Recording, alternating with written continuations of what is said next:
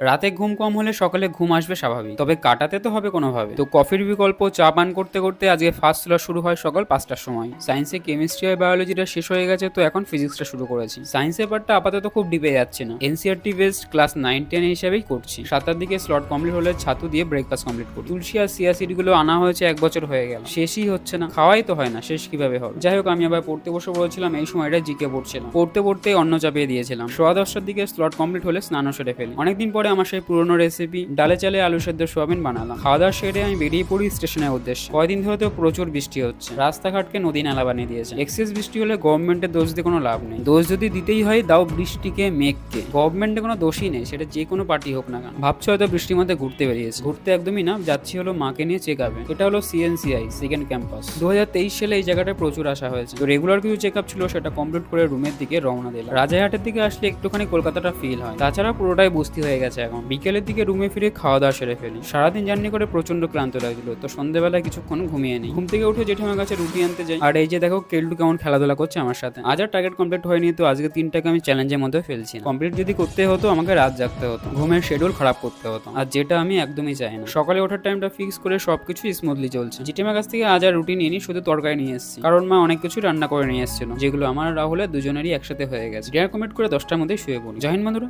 এই পর্যন্ত ছিল আজকের রুটিন।